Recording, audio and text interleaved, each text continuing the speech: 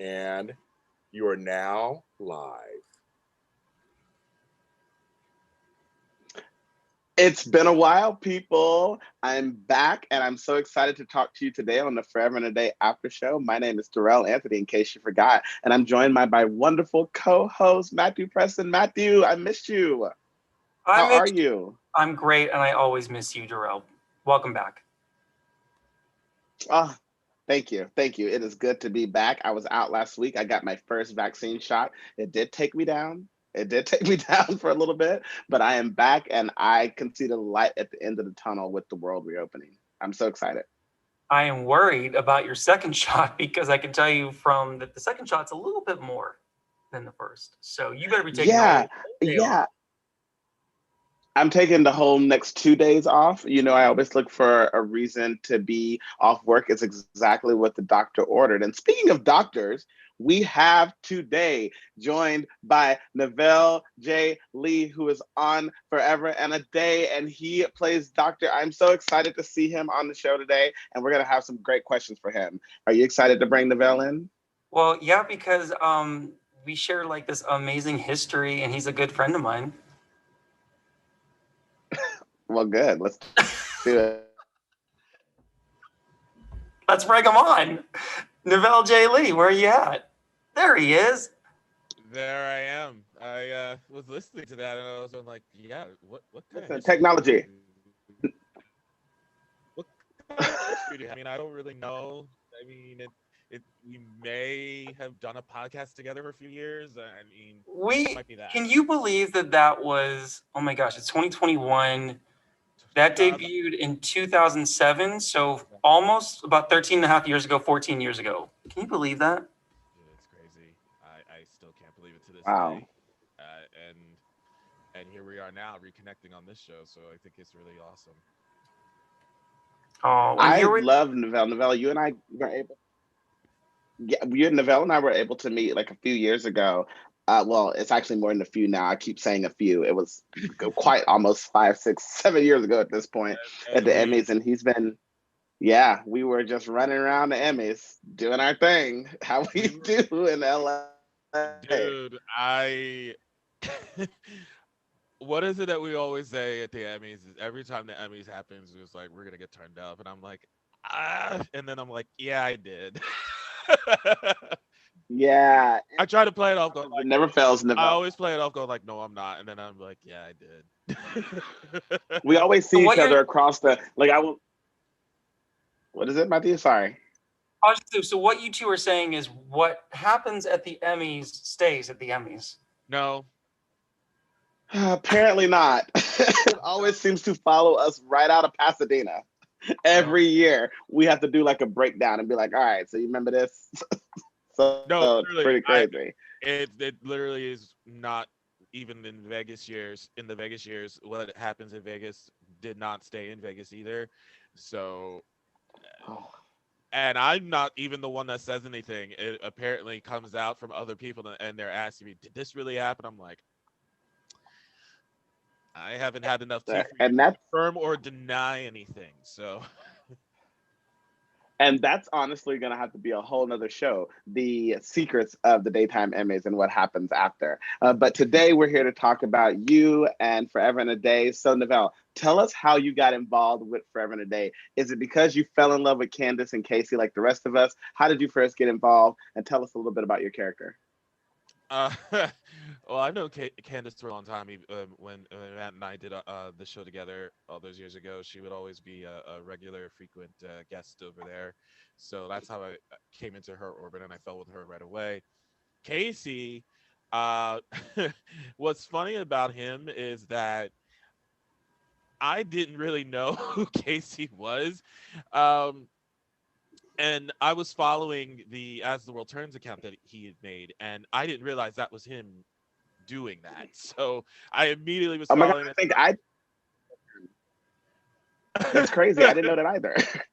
No, it literally, he said something that I stared at it, and I'm going like, this is something that I know someone else says on this account. And then that's when I kind of put two together, and I realized it was him. And then he comes out and says he created the account, and I was like, wait, what? and I was just conversing with him every single day about everything. So I fell in love with him without knowing it was Casey at the time. And then I found out it was Casey, and then it blew up from there. And I literally just went on Twitter, and when they talked about the show and they were creating the show, I just said, like, this brought me back to the Scripts and Scruple days. That's actually how Matt and I met, really, and we did that show together. Well, no. Wait a minute. You know how we met?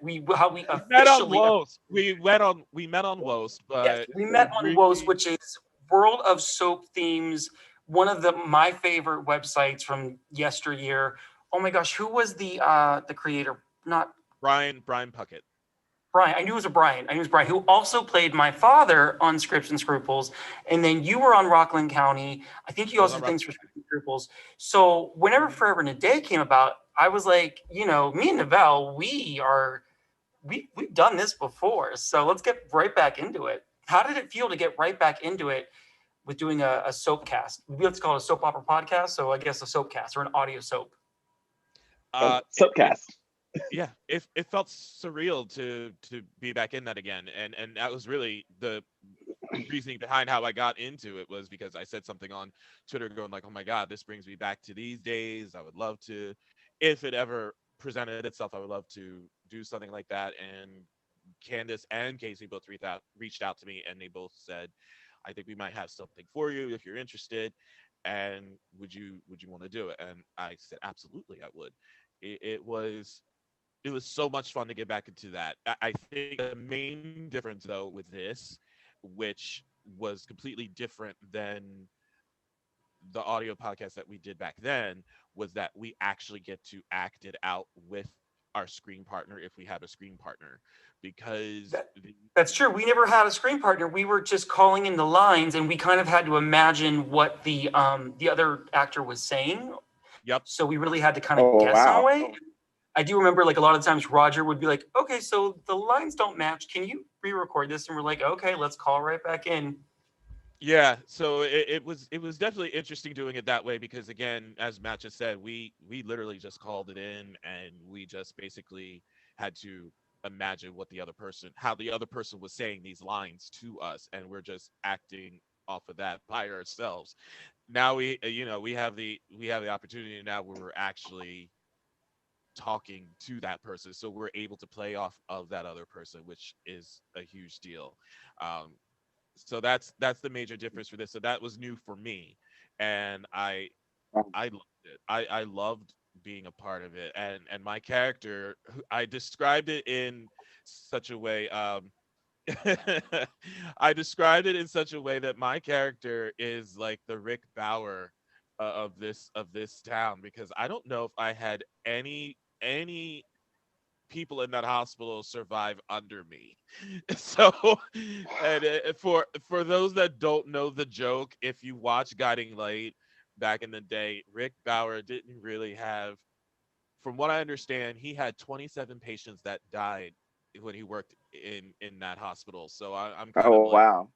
So yeah, I read it. I saw it in an interview, and I just sat there cracking up to myself, and I said, yeah, I think I'm the Black Rick Bauer of this show. So I don't know if I have anybody that's going to survive being in the hospital. I think that's possible. I mean, I think that's possible. We all know Candace and Casey have such a love and respect for Guiding Light, As the World Turns, and honestly, the entire soap genre. So I can definitely see how Dr. Becker could be Dr. Rick Bauer. That's actually true. I can see that. Becker Bauer, there's a little bit of a resemblance there. And also, that Candace can confirm that. She'll be like, no, it was 27 and a half or 29, or she would definitely know that. She'll definitely let you know. She'll confirm it. Yeah, if it was more than the 27, because again, when I heard that number, that was in 99. So it probably might have escalated a little bit after that. But at the time, it was 27 in 1999. But oh my gosh. And also, Novell, your character has really kind of had a more prevalent role in season 2. You sort of made I think it was like a 1 or 2 episodes in season 1, but then you really came back. This season, you're dealing with Emma, you're dealing with Melanie, you're dealing with Miranda. What was it this season that where you did Casey and Candace kind of tell you anything, or how did that come about? Not at all. Nothing was told to me at all. I just basically was told I was going to be back for more episodes of season 2, and you would be featured more prominently, but they didn't say what. They kept teasing it, going like, you're going to be involved more with this, you're going to be involved with these characters, you're going to be involved in this, but they're not specifying how. So that was a surprise to me. And just filming the episodes with Ben Bryant and having to listen and basically, in a sense, watch him perform these scenes where he's losing the love of his life. I was just like immersed in being involved in that, because it was, I think for me, it wasn't difficult, but it was more, um I wouldn't even say stressful either. I think it was different. It was different for me because I had never been involved in that kind of scene before. So to be a part of something that was so major in the show, that meant a lot to me. But I also was going like, wow, that's a lot. That's a lot. I there was like one episode that I had literally 5 pages of dialogue, and I said, what the hell? What am I doing with 5 pages of dialogue? And I was like, you know what? Let's go right in and do it. We just went right in and did it. And Ben was just absolutely amazing to work off of. He made it so easy and so comfortable to do all of those scenes with him. And I couldn't ask for a better partner. I couldn't ask for better writers. I couldn't ask for a better script. It was absolutely amazing. I don't know if you heard us in the last after show. I did give you a shout out, and I said that your acting game has really risen since your days on Rockland County. And I don't know if this because direction or what, but it was pretty amazing. I do give credit to the fact that we get to have the person there with us doing the scene, which makes it a lot more easier for me to follow the direction of where I should take the scene.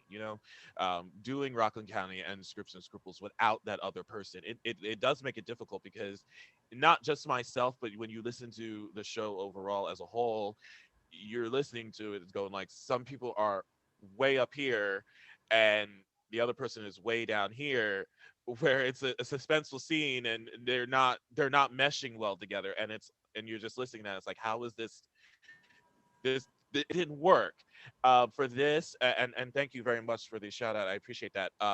For this, it as you said, the direction with Casey, um coming in and just telling us like, this is how the scene should go, play it this way, say the line to like this.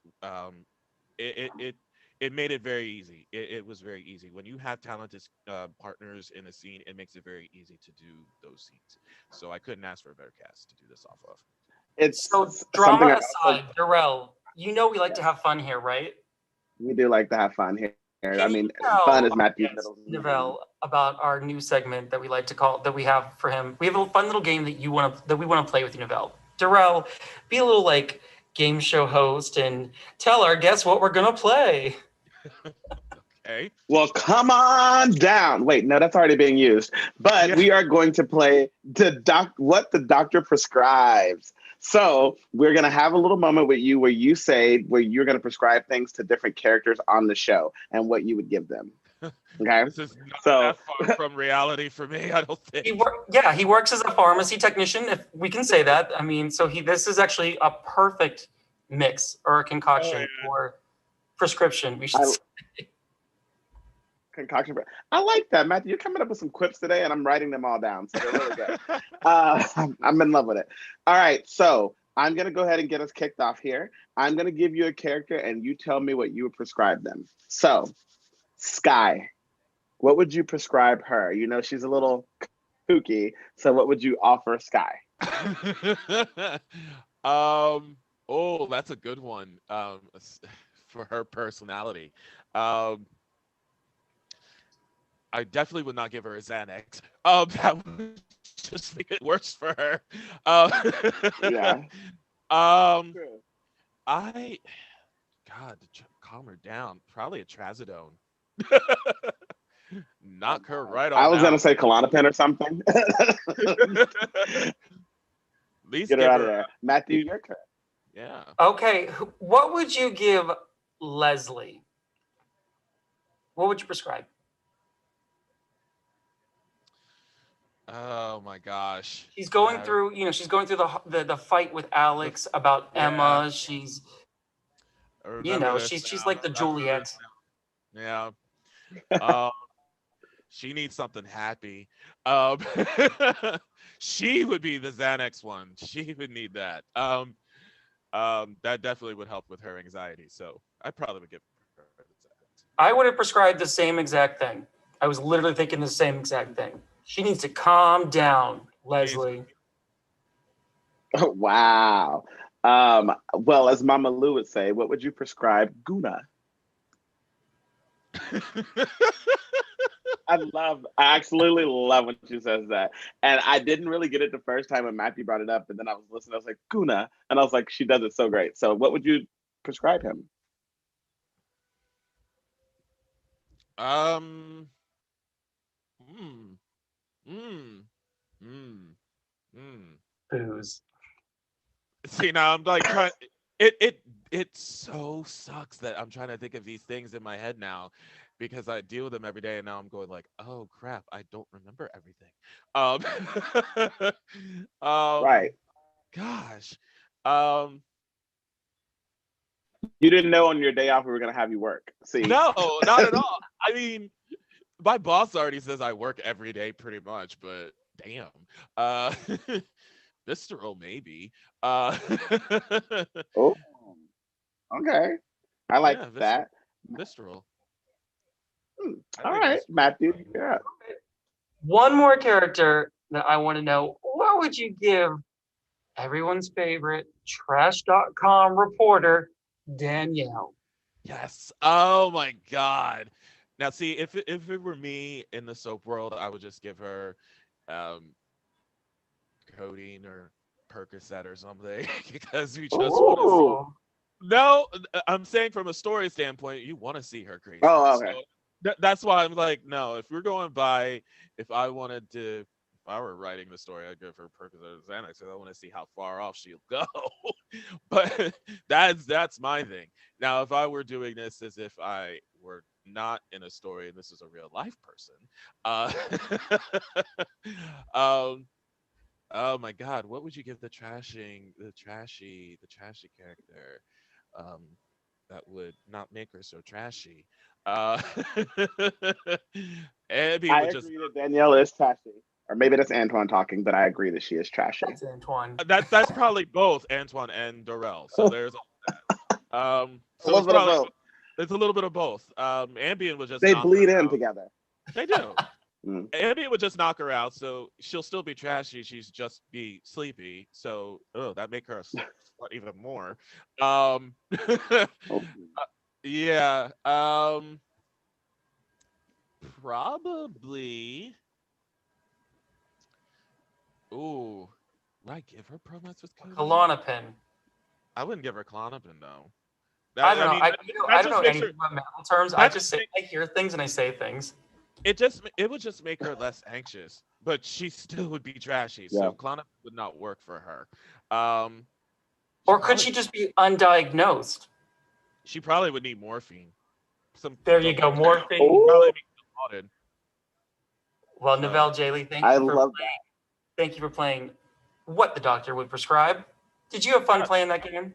That was fun. I was just literally going like, God, I gotta put my work cap back on. I was like, there it is. So that was fun. That was fun bringing my real life profession into this. So that was cool. I liked it. Well, you're not done yet because now we have to recap the mid-season finale of season 2 of Forever and a Day. So God, Dorell, yes. we have our recaps. Are you ready to go? Ready to go. I'm gonna go ahead and get us kicked off. Listen, I love the get it recaps. kicked It's off. honestly my favorite of the show because I like to think about this. The recaps, and I like to think of this in his voice and what he was saying. So first up, Caitlin and Lakin freak out outing. Sky relishes in her selfish, evil plan.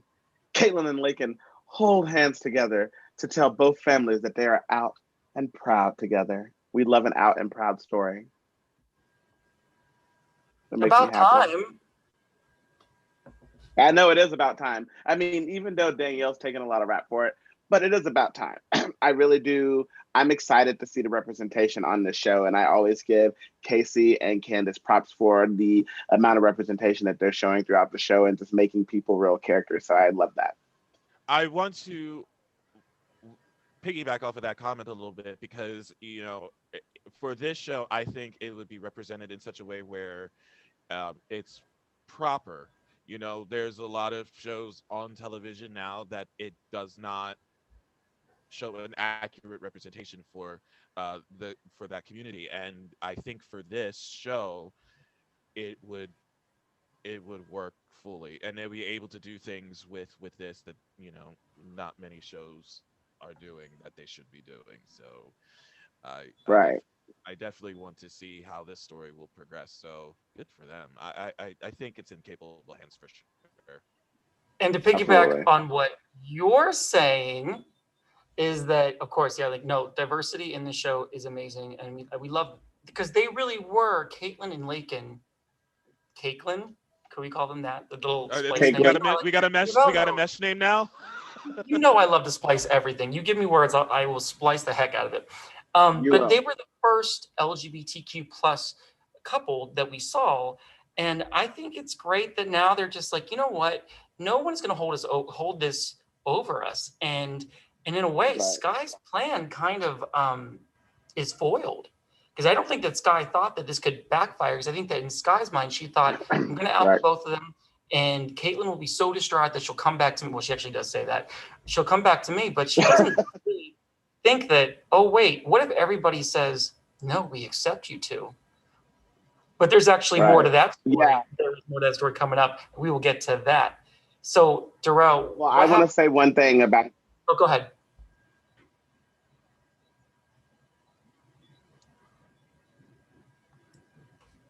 Here at JLG about diversity and having these storylines and these characters on this flagship show, I think is absolutely amazing. And I think it's only going to get better from there. And I agree with you, Matthew, what you're saying. Like, I mean, Sky didn't think that, like, what if people are accepting? So the storyline is only going to get better from there. And I cannot wait for everyone to see it. Agreed. What's next?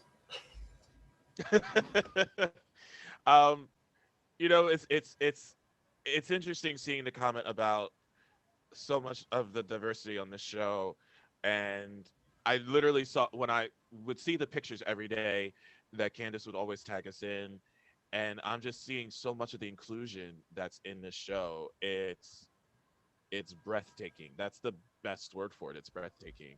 I'm like, my God, there's so many melanin people here. There's so many of this here.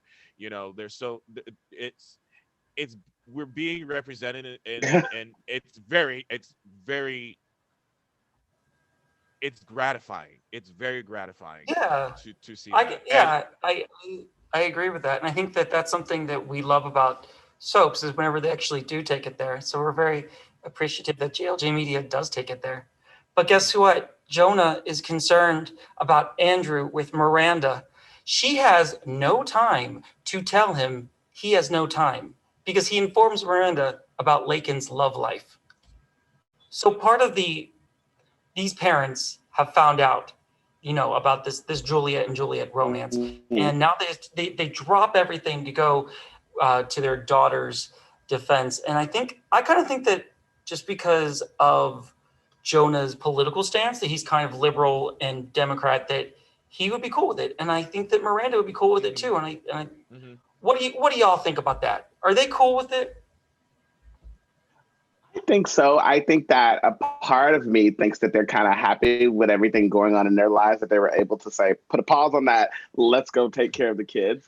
Yeah. So I do think that they will be cool with it. I think that it's going to be interesting to see how the rest of the town handles the news as it continues coming and how that's going to affect Jonah's political career. I mean, whether or not he's liberal, he has to represent the entire town, so people might feel a different type of way about it moving forward. So we'll see. I hope so. I hope that people are accepting, but we know that's not the real world. So I completely agree with that statement as well. I think they'll be accepting to it, but again, with Jonah's political career, it could feature a backlash throughout the entire town, which could ruin his political career. So while he may be accepting, he's probably not going to want that on the front burner, and he's going to try to push that relationship back or try to diminish that relationship fully in order to save his backside. So it's going to be interesting to see how that plays out. How will this affect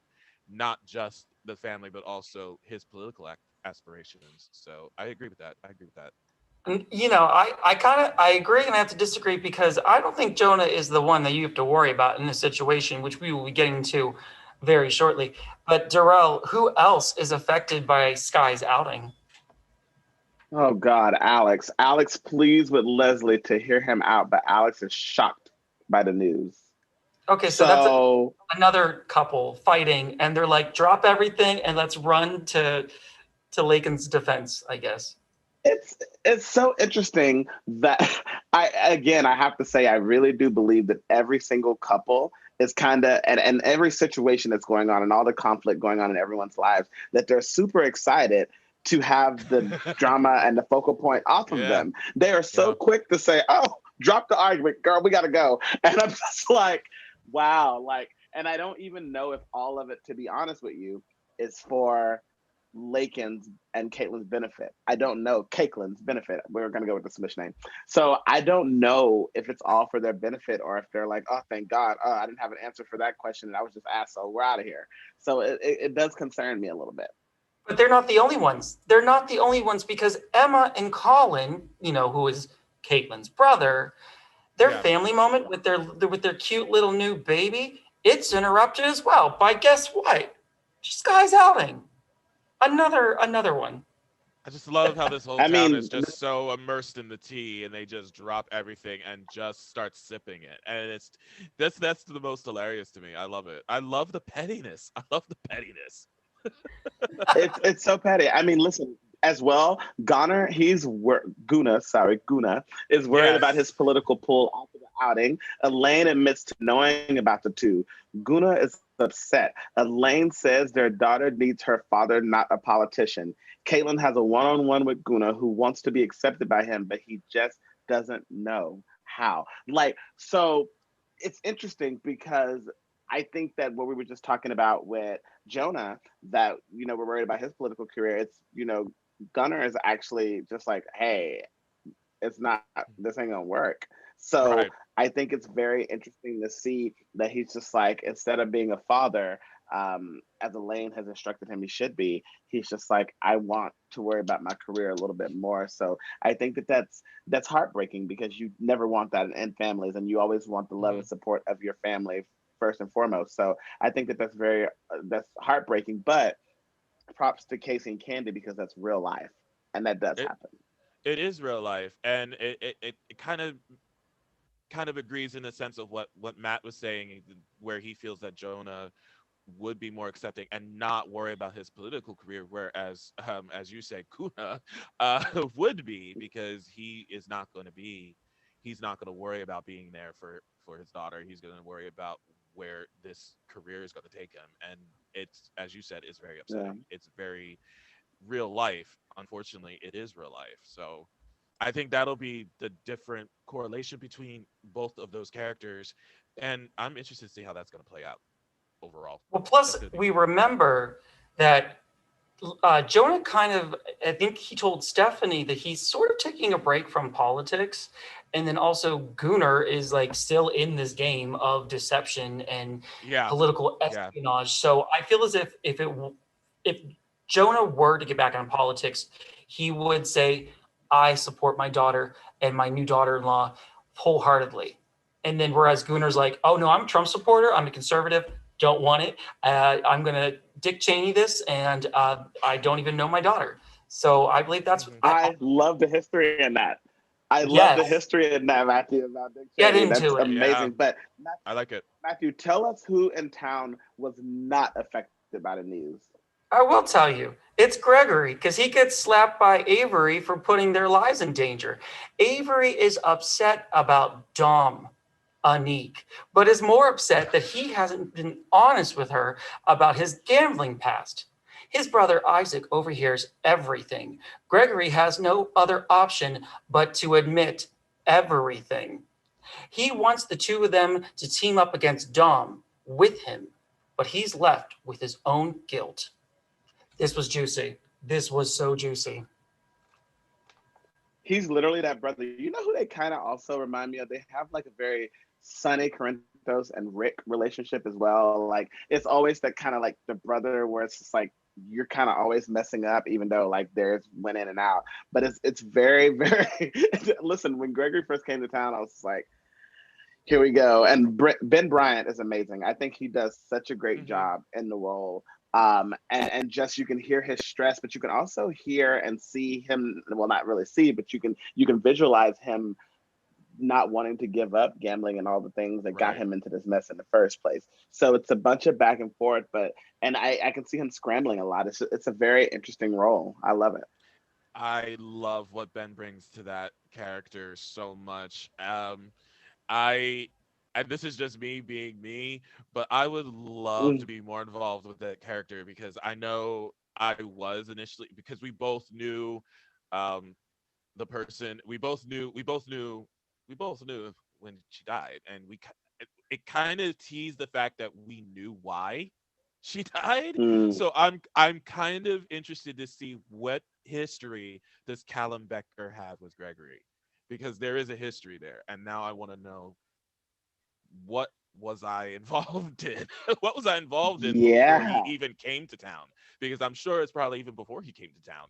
So I'm kind of curious, like if that's gonna be something coming up in after this mid-season finale going forward. I'm very interested. Oh, it has to. You know, with the secret that deep, and especially in the soap world, it's definitely going to be brought up. But I feel bad for Avery in this situation. But also, when I was listening to this, and I do love Dr. Avery, she's the other doctor.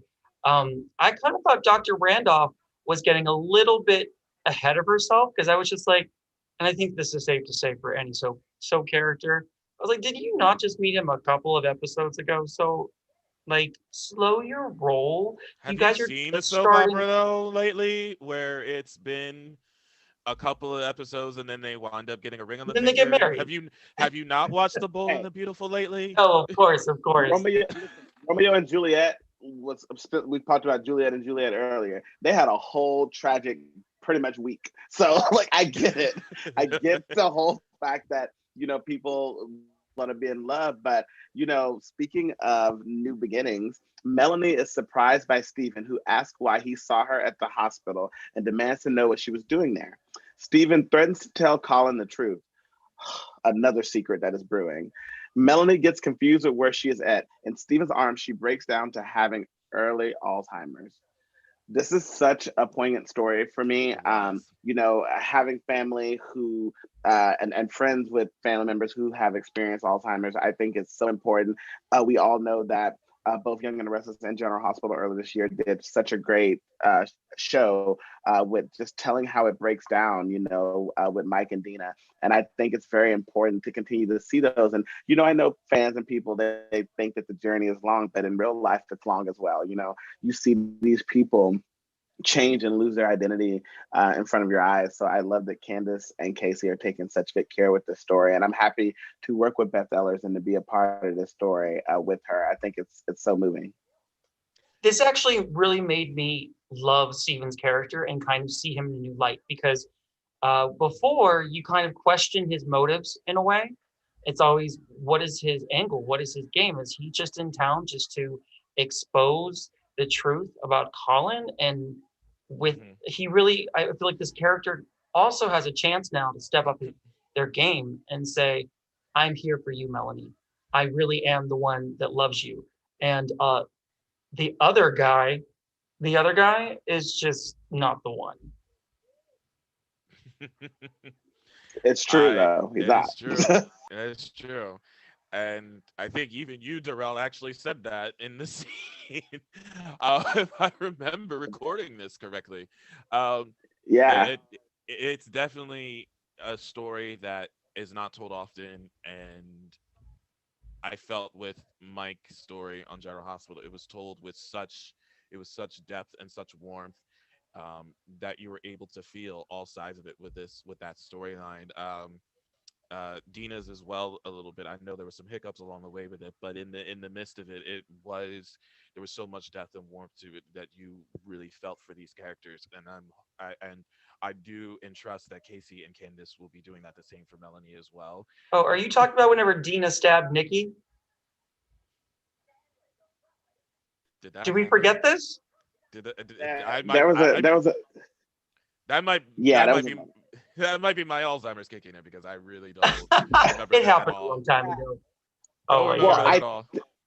I think what it was, in terms of that Matthew and with Dina's storyline, I think the availability of Marla Adams and what was going on, I feel like they had, like, General Hospital had complete access, to Mike and working with him, and I think that with her there was a lot going on, and I think COVID, and we know that the CBS shows film and do things a lot differently, Yes. than Uh-huh. the ABC and NBC shows. So I think that the audience maybe got a little disconnected from Dina's story. And with Mike's story, they kept it to where we kind of picked back up right where it was. So yeah, I mean, I think it's great, and I can't wait for people to continue seeing what's gonna happen with this story. And I think that Beth Ellers is going to kick this story's ass. So Well, I'm also with honored. Melanie, This is great. all I gotta say is with Melanie, I hope that she doesn't go. No, we love Melanie. I don't want her to go Doesn't. either. I I don't want always her to get go sad either. about stories Right? about this. I always really get sad, when characters have brain tumors, or they have Alzheimer's, or they have anything like that, because I'm like, oh my God, are we about to get rid of this character? And Right. I always believe in a higher power, and I know that they have the final say. So I'm hoping that we get to keep Melanie, because I don't want her to go anywhere. I I don't. don't I don't at all. either. I want this character to have a longevity to her, at least, and I don't want her going anywhere. And I know it's real life, but also I still want to keep her. I want to keep her. I want to keep Yeah, Yeah, it's so, come on. she only has one life to live. her. It's true. In the That guiding. is true. I love you. I love Oh you. my gosh. Matthew, tell us about what's going on with Stephanie and Isaac, because I've seen so many issues with them over the course of the series. So tell us what's currently going on. Well, this is what's going on. Stephanie ignores Isaac's text to talk her off of the ledge about confronting Donovan. Like how I did that. But instead, she goes You're on over and fire, honey. she talks to him anyway, because we all know that Stephanie is what? Independent woman, and she's going to do what Stephanie wants to do. Well, Stephanie does stick to her plan to find incriminating evidence against Donovan when she is reunited with him. She is horrified to find the Stephanie shrine. Donovan asks, "Do you like it?" So let's ask, did you all like it? Oh, I Mm, don't know. I just got shivers over my body. mm. That's so weird. Like, my whole body shivered. I, It reminds you of one of those, like, true crime stories where, like, they have, like, the killer, like, keeps the, like, underwear of all his victims or something. Like, listen, Donovan is a very scary character that makes me nervous for the rest of the inhabitants of this town. Like, I sure. don't feel anyone safe, not women, not men. I just am very scared, and I'm always constantly being like, "Hey, Casey, hey, Candace, love you guys." Or is Donovan gonna, like, become a killer and kill all of us? Like, I'm always trying to stay alive.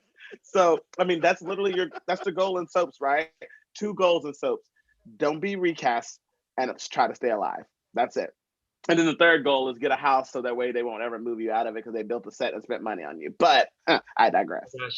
Devel, let me ask you, what is one of your favorite kidnapper, I guess stalker, psycho villain, obsessed lover storyline? Like, what is your top from Soap's past? Were you reading my brain just now? Because I was literally about to mention it. I literally was about to mention it just now after Dorell's take. And it really, Donovan makes me think of this story, which was one of my favorites, but also was scary to watch, was when Victoria Newman was stalked back in 2000, and it was I think his name was Gary. I think his name was Gary. It was played by Ricky Paul Golden Mhm. on the show, and just seeing the shrine to Victoria when she was in his house and she opens the door and the shrine is right there of all Victoria's pictures, brash and sassy, everything. And like he literally just kidnaps her, has her drinking vodka profusely. Like He was like he just trying to drown her, which I remember that scene was very scary. it was was very very scary. Like he literally went all out with Victoria. I literally was immersed in that story, and I was very scared to watch it, Yeah. but I was totally into it, and I think that's really one of my favorite favorite stories of that type Wow. that I was able to watch on TV. And I will say this: it was very interesting a few years ago that they did revisit that history with Victoria again by bringing him up, where she got a letter from him. So it's nice that the show still recognized the fact that that happened to her, because a lot of times they just forget about that and they just sweep it under the rug. They But do. in this instance, they actually remember that and they used it in a storyline for Victoria. So I thought Victoria and Billy when it was Billy Miller in the role, and so You I think know, that was really Yeah. good.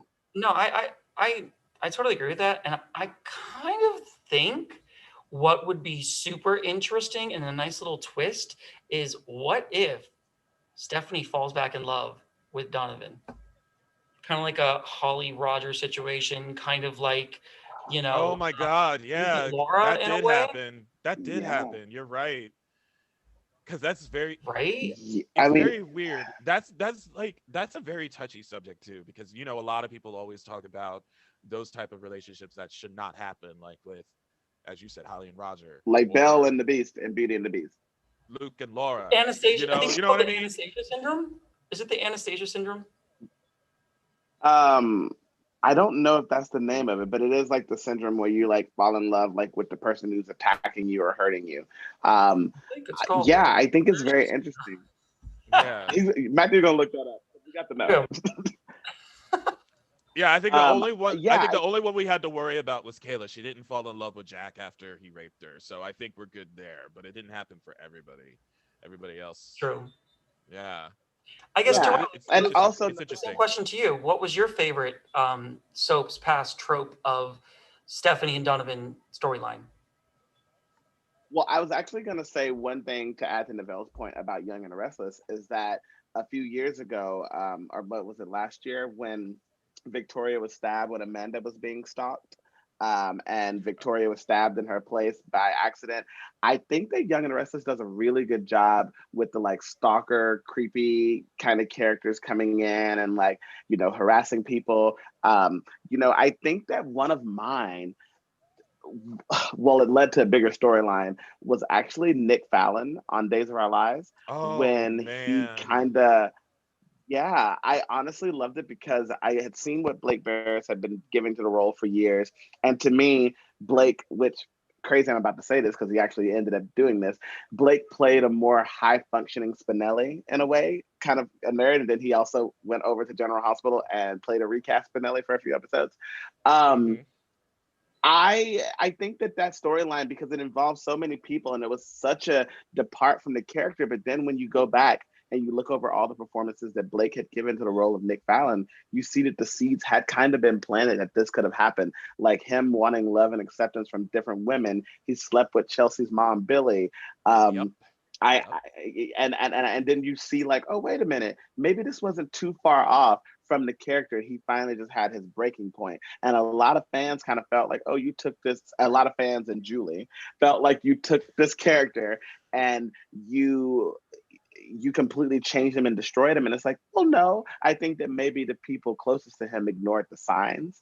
So that story was great to me. I love the intensity of it. I love them thinking they killed him and him coming back. It was great. Matthew, same question to you though. What is your favorite stalking storyline of past or present? Just because I have been revisiting a lot on YouTube whenever it is available, definitely the Roger Holly storyline. I think that was one of the first to do that.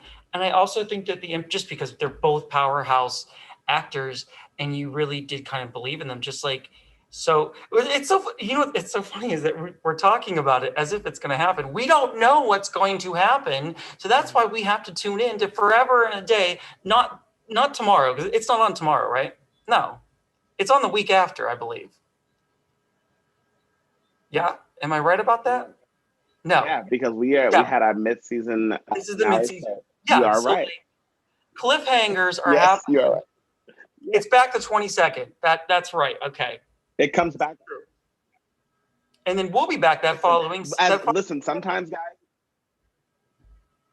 Yeah, and listen, sometimes we are such fans of the show. We are just in the show, but like we're actors in the show too. It's such a weird thing because it's like I want to know what's happening, but also as an actor, I don't know what's happening ahead of times, and like knowing we're coming back and doing all that. So I'm stoked. I'm just as excited as you guys are. Please check back on the 22nd, and you will be seeing all new episodes of Forever and a Day. Neville, it has been such a pleasure to have you on today. We love you. You know I love you. You know I'm obsessed with you. So tell everyone where they can find you on social media if they want to follow you and keep up the conversation.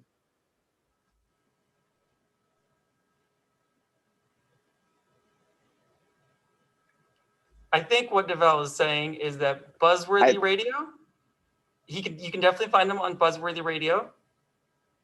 And also there he is. Say it one more time, Devell. He's back. There I am. Yes. So I'm at Buzzworthy Radio on Twitter, and as I said, not everybody realizes that I'm that guy still. Yes, you're doing on that. It's very interesting where I still sometimes get messages going when my other account at Neville J. Lee, which you can follow me on as well, they don't realize that I'm the same person. So it's great. I love it. So that's where you can find me on Twitter.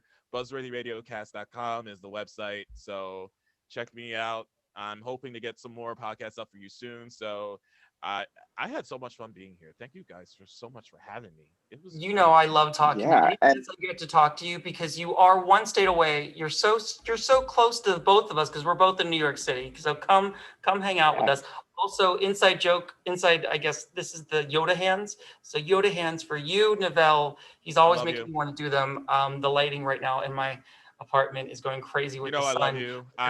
I love you both. Thank you so much for having me. We love having you. And Dorell, where can people find you? You can find me on Twitter at Dorell Anthony. You can also find me on Instagram at I am Dorell Anthony and Facebook actor page Dorell Anthony. And I would love to keep talking to you guys. So hit me up and also check me out on Mondays as well and Believe in Soap Operas with my co-host Lucretia Line, who also is a part of Forever and a Day, playing the wonderful Caitlin.